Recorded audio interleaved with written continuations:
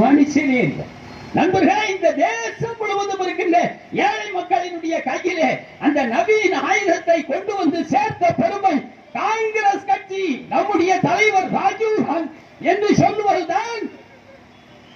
நான் இதை சொல்லுவதற்கு காரணம் நண்பர்களே, ஆட்சி என்பது, அதிகாரம் என்பது இந்த நாடு முழுவதும் இருக்கின்ற ஏழை மக்களின் வாழ்க்கையை உயர்த்துவதற்காகத்தானே தவிர, ஆனால் கடந்த 12 ஆண்டு காலம், அடேங்கப்பா 12 ஆண்டு காலம் பிரதமராக இருந்து விட்டார்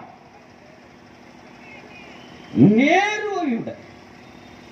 அவர் இமயமலை, இவர் பள்ளத்தில் கிடக்கின்ற மொட்டமலை. பண்டிட் ஜவஹர்லால் நேரு இந்த தேசத்தினுடைய விடுதலைக்காக 12 ஆண்டு காலம் சிறையிலே இருந்தார். 12 ஆண்டு. நரேந்திர மோடி இந்த தேசத்தினுடைய விடுதலைக்காக ஒரு நாள் 1 மணி நேரம் 5 நிமிடம் நீ சிறையிலே இருந்தாயா? நேரு எங்கே, நீ எங்கே?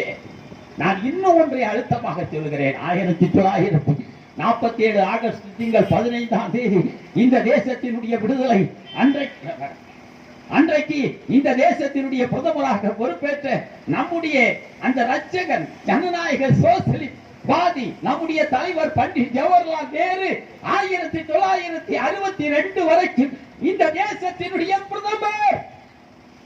17 ஆண்டு காலம், 17 ஆண்டு காலம்.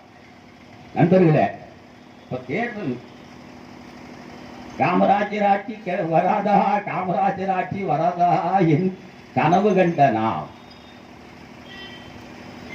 இன்றைக்கு நம்முடைய சகோதரர்கள் 2 பேர்கள் தமிழ்நாட்டினுடைய ஆட்சி கட்டில, நம்முடைய மரியாதைக்குரிய விஸ்வநாதன் அவர்களும் நம்முடைய மரியாதைக்குரிய ராஜேஷ்குமார் அவர்களும் 2 பேர்கள் இந்த தேசத்தினுடைய தமிழ்நாட்டினுடைய அமைச்சர்களாக நாமெல்லாம் இன்றைக்கு நெஞ்சு நிமித்தி இப்படி நடந்துகிட்டு இருக்காங்க.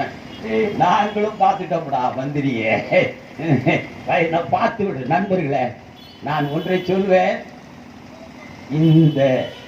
இன்றைக்கு தமிழ்நாட்டினுடைய முதலமைச்சராக காங்கிரஸ் என்பது வேடிக்கையான இயக்கம் அல்ல.